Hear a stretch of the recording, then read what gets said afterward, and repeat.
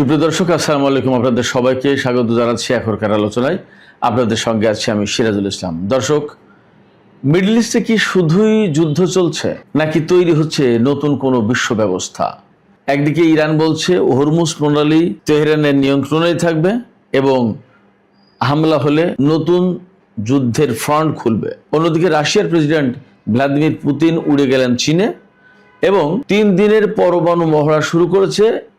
একই দিনে চীনের বিমানবাহী যুদ্ধ জাহাজ গভীর সমুদ্রে তাদের যুদ্ধের প্রস্তুতি যাচাই করে দেখছে। এদিকে ভয়াবহ বিস্ফোরণে ইসরায়েলের একটি অস্ত্র নির্মাণ কারখানা একদম কমপ্লিটলি ধ্বংস।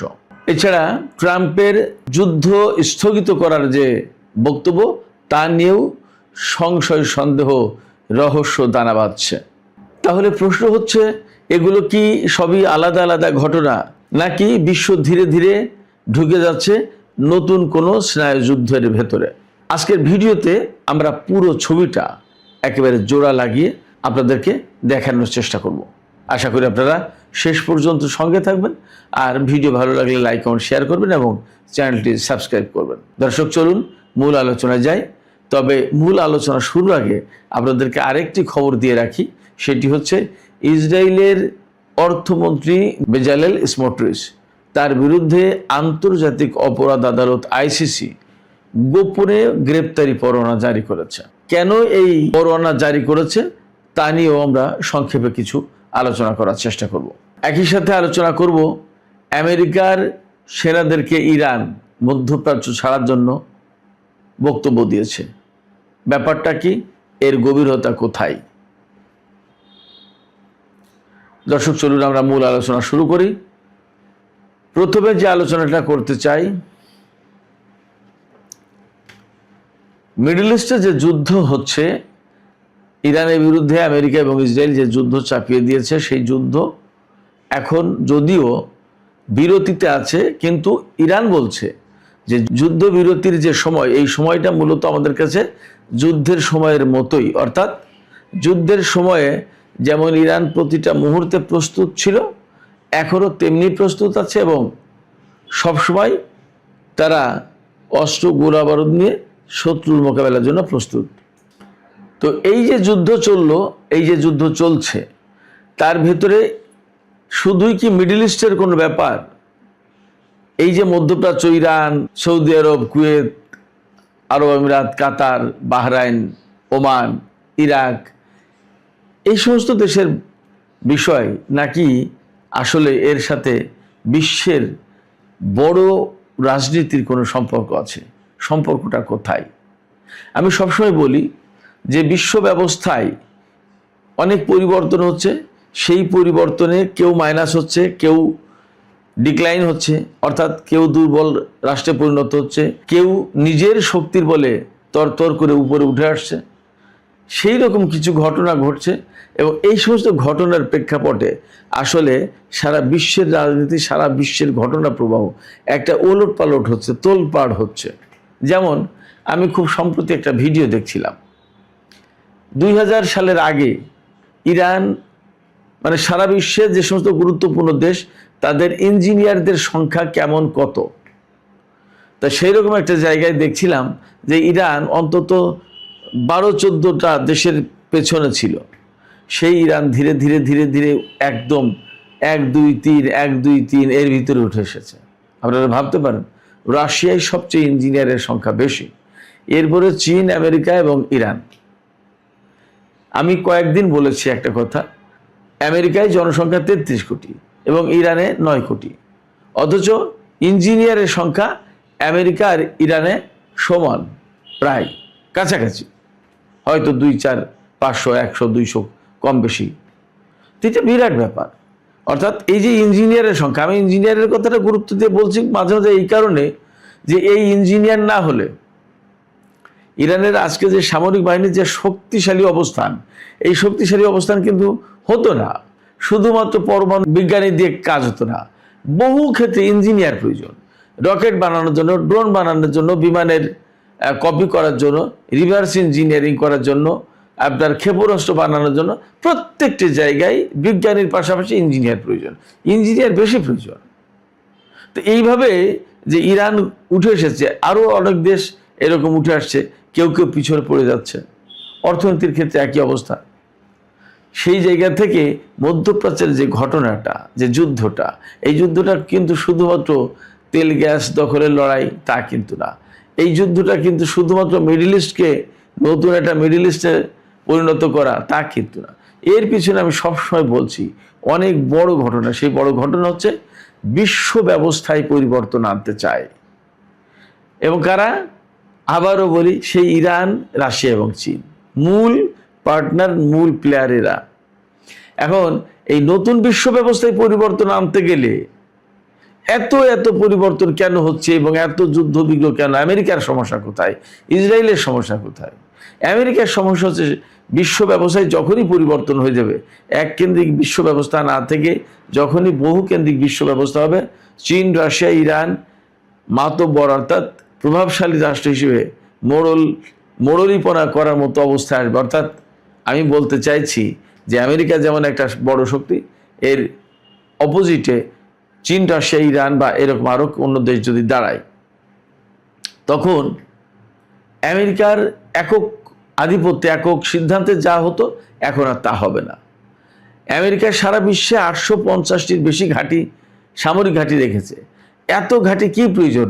এই সমস্ত ঘাঁটি অনেক ক্ষেত্রে থাকবে না। তারপরে যে সমস্ত দেশ নানান কারণে মার্কিনীদের প্রভাব প্রতিপত্তির কারণে, তাদের স্বার্থ রক্ষার কারণে এক দেশ আর এক দেশের সাথে শত্রুতা করে, এই সমস্ত অনেক কিছুতে ক্যালকুলেশন পাল্টে যাবে, ইকুয়েশন পাল্টে যাবে। আবার ধরুন আমেরিকার কথায় যে বিশ্ব অর্থ ব্যবস্থা চলে, আমেরিকার সিস্টেমের কারণে, আমেরিকার ডলারের আধিপত্যের কারণে, এবং পেট্রো ডলার আমেরিকা পুরো একা কন্ট্রোল করে, এই সমস্ত সব জায়গায় পরিবর্তন এসে যাবে। তখন দেখা যাবে আমেরিকার অর্থনীতি ছোট হয়ে যাচ্ছে, আমেরিকার যুদ্ধ ক্ষমতা, সামরিক শক্তি সব কিছু ছোট হয়ে যাচ্ছে, বা একক সিদ্ধান্তে সব কিছু করতে পারবে না। কিছু করতে গেলেই চীন, রাশিয়া, ইরান এরা বাধা দেবে, ঢাল হয়ে দাঁড়াবে। আবার পৃথিবীর যে সমস্ত ছোট ছোট দেশ, যেমন কিউবার উপরে হামলা চালানোর পায়তারা করছে আমেরিকা, চীন সেখানে একদম পরিষ্কার করে বলেছে যে কিউবার প্রতি তাদের সমর্থন আছে এবং এই সমর্থন অব্যাহত থাকবে। ইরান এবং রাশিয়া নাকি কিউবাকে কয়েকশো কামিকাজে শাহেদ ড্রোন পাঠিয়েছে, এবং আমেরিকার যে মার্কিন গুয়ান্তানামো বে ঘাঁটি যেটা আছে, এই ঘাঁটি, এটা বেসিক্যালি একটা সামরিক ঘাঁটি, এই সামরিক ঘাঁটিতেই কারাগার প্রতিষ্ঠা করেছিল।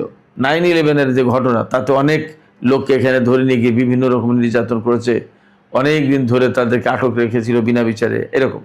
তো সেই গুয়ান্তানামো বেতে হামলা চালানোর জন্য নাকি ইরান এবং রাশিয়া ড্রোন পাঠিয়েছে কিউবার কাছে, এবং কিউবা ঘোষণা করেছে তাদের বিরুদ্ধে আমেরিকা যদি হামলা চালানো শুরু করে তাহলে তারা প্রচণ্ড রকমের প্রতিরোধ গড়ে তুলবে।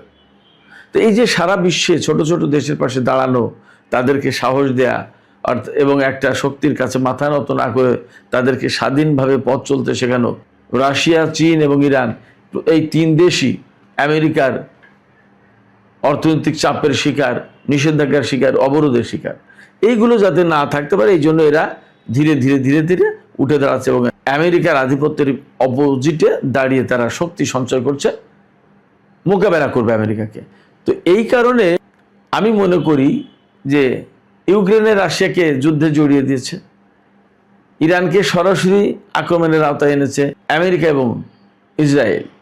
আবার তাইওয়ান, প্যাসিফিক অঞ্চল অর্থাৎ প্রশান্ত মহাসাগরীয় অঞ্চল, এই অঞ্চলে চীনের বিরুদ্ধে নানা রকমের জোট গঠন, তাকে চাপে রাখা, যাতে সে অর্থনৈতিক পরাশক্তি হয়ে না উঠতে পারে, সেই চেষ্টা করা। এই যে সমস্ত সব কিছু এক সূত্রে গাঁথা। অর্থাৎ আমরা যে মধ্যপ্রাচ্যে যে যুদ্ধটা দেখছি, এই যুদ্ধ কিন্তু শুধুমাত্র ইরানের যুদ্ধ না, এবং এই যুদ্ধ কিন্তু শুধুমাত্র মধ্যপ্রাচ্যের যুদ্ধ না। এটা শুধুমাত্র ইরান ভার্সাস কয়েকটা আরব দেশ, তার পৃষ্ঠপোষক হিসেবে আমেরিকা, ইসরায়েল, এই যুদ্ধ ব্যাপারটাতে তা কিন্তু না। এটা প্রকৃতপক্ষে সারা বিশ্বের যে ঘটনা প্রবাহ, যে পরিবর্তনের ইঙ্গিত, চেষ্টা, তদবির এগুলো চলছে, তার বিরুদ্ধে দাঁড়িয়ে এই যুদ্ধটা করা হচ্ছে। এটা ওই যে বিশ্ব ব্যবস্থা পরিবর্তনের যে প্রচেষ্টা চলছে তার রুখে দেওয়ার একটা অংশ হিসেবে এই যুদ্ধ চলছে ইরানের বিরুদ্ধে। সেক্ষেত্রে এই যে রাশিয়া 3 দিনের যে পরমাণু মহড়া শুরু করেছে, তার যোগসূত্রটা কোথায়? বিভিন্নভাবে যোগসূত্র হতে পারে। যেমন এই জুলাইয়ের ভিতরে যদি ইরান হরমুজ প্রণালী উন্মুক্ত করে না দেয়, খুলে না দেয়, তাহলে ইউরোপের দেশগুলো নাকি শক্তি প্রয়োগের মাধ্যমে হরমুজ প্রণালী খুলে দেওয়া হবে, এই জন্য যুদ্ধ জাহাজ মোতায়েন করবে। তাহলে ইউরোপের দেশগুলো এই যে মধ্যপ্রাচ্যে ইরানের দিকে নজর দিতে পারবে।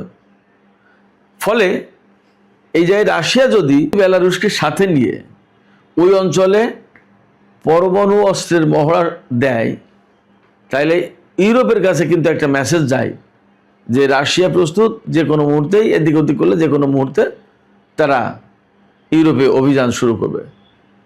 ইউরোপ যখন হরমুজ প্রণালী নিয়ে ব্যস্ত হয়ে পড়বে, তখন তো রাশিয়া ওই পাশে ফাঁকা পাবে, রাশিয়া ঢুকে যাবে। তাহলে কি দাঁড়াবে?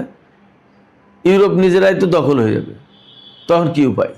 সেক্ষেত্রে এই হরমুজ প্রণালীতে জাহাজ পাঠাবে কি পাঠাবে না, যুদ্ধ জাহাজ, এখানে শক্তি প্রয়োগ করতে আসবে কি আসবে না, এই রাশিয়ার এই যে পরমাণু অস্ত্রের মহড়া 3 দিন চলছে, এখানে হাজার হাজার সেনা, যুদ্ধ জাহাজ, বিমান, বহু কিছু, ট্যাঙ্ক, বহু কিছু মোতায়েন করতে হয়েছে।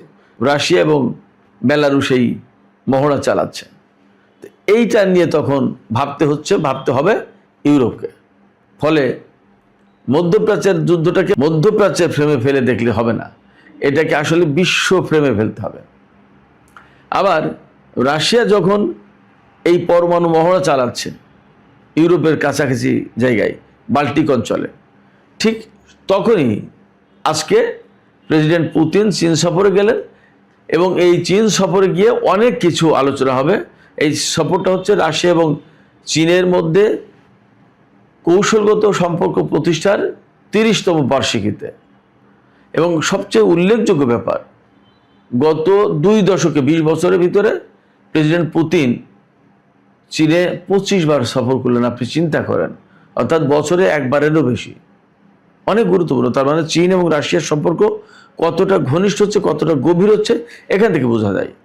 এবং চীন এবং রাশিয়ার প্রেসিডেন্ট তারা কিন্তু একে অপরকে পুরনো বন্ধু, বেস্ট ফ্রেন্ড এইভাবে সম্বোধন করে। তাদের সম্পর্কের ধরনটা কিন্তু এখান থেকে বোঝা যায়।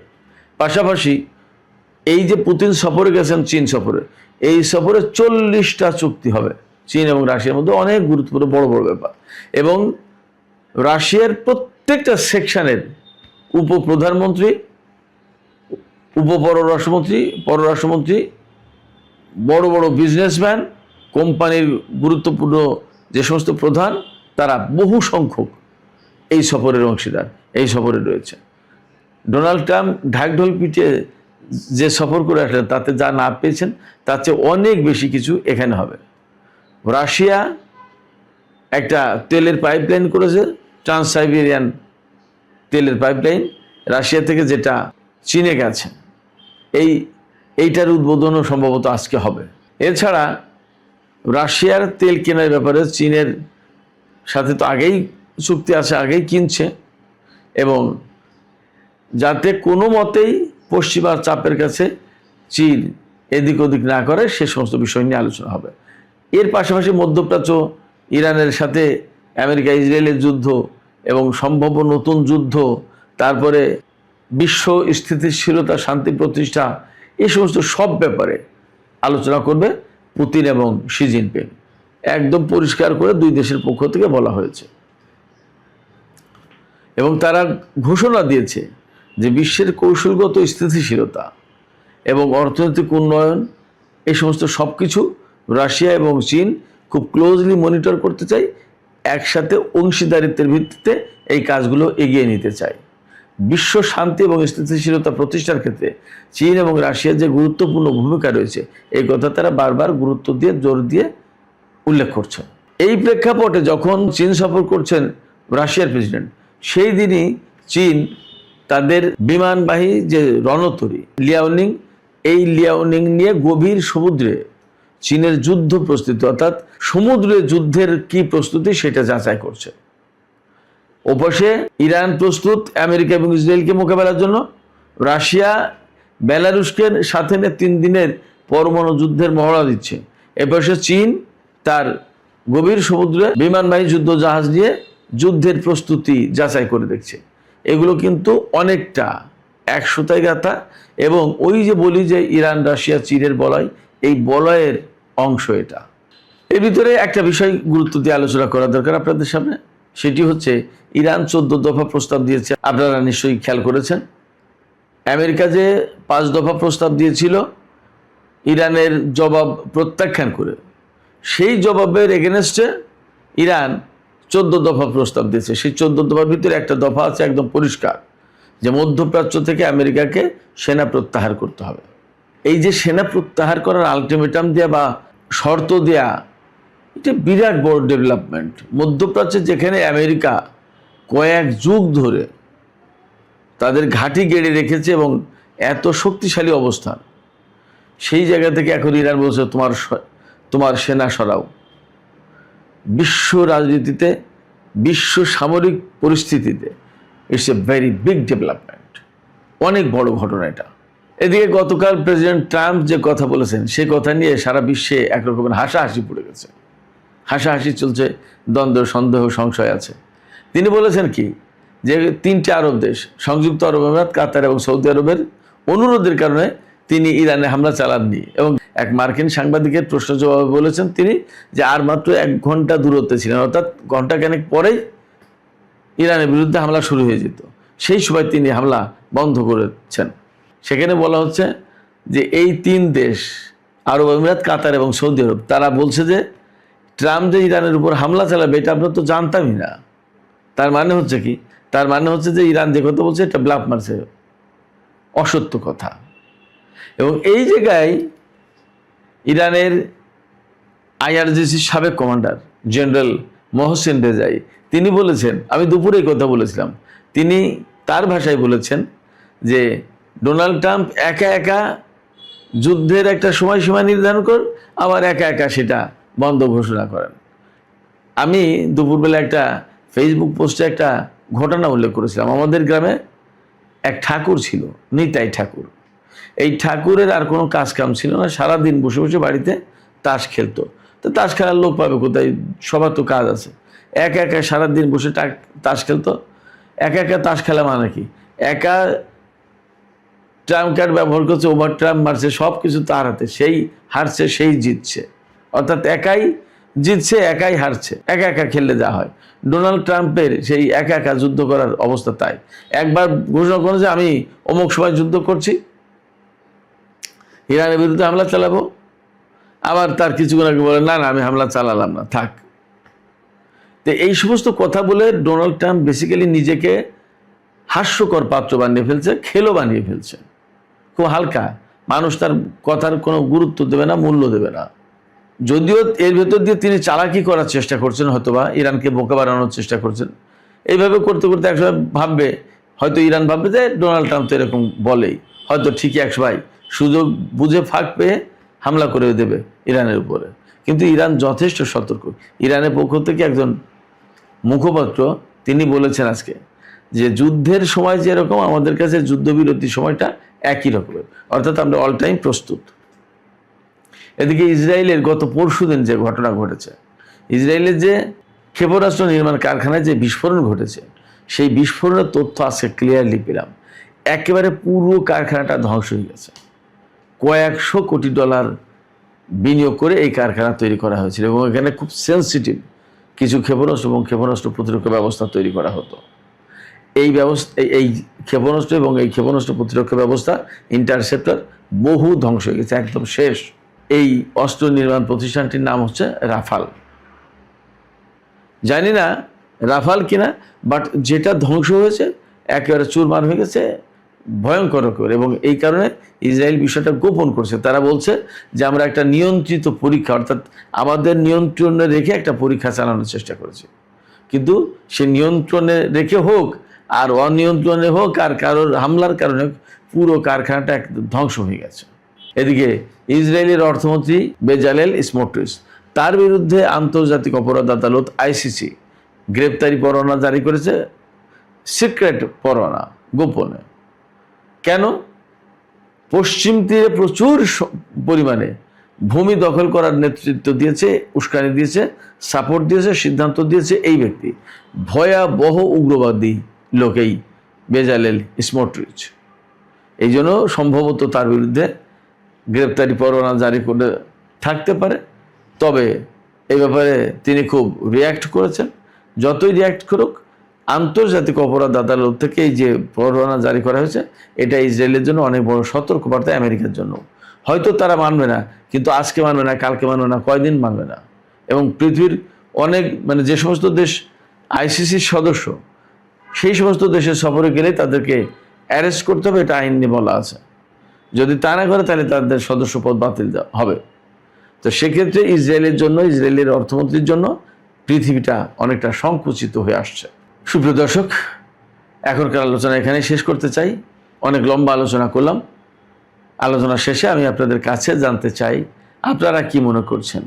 আসলে মধ্যপ্রাচ্যে যে যুদ্ধটা হচ্ছে, এটা কি শুধুই মাত্র ইরানের তেল গ্যাস দখল, ভূমি দখল, বা মধ্যপ্রাচ্যে আমেরিকার প্রভাব প্রতিপত্তি ধরে রাখা, নিউ মিডল ইস্ট প্ল্যান বাস্তবায়ন করা, কিংবা গ্রেটার ইসরায়েল প্রতিষ্ঠার চিন্তা, নাকি আসলে সারা বিশ্বে যে আমেরিকার প্রভাব প্রতিপত্তি ক্ষুণ্ণ করার জন্য নতুন একটা ওয়ার্ল্ড অর্ডার প্রতিষ্ঠা করতে চায়, তৈরি করতে চায়, তার বিরুদ্ধে রুখে দাঁড়ানোর অংশ হিসেবে আমেরিকা এবং ইসরায়েল ইরানের বিরুদ্ধে এই যুদ্ধ করছে? আপনাদের কি মনে হয়?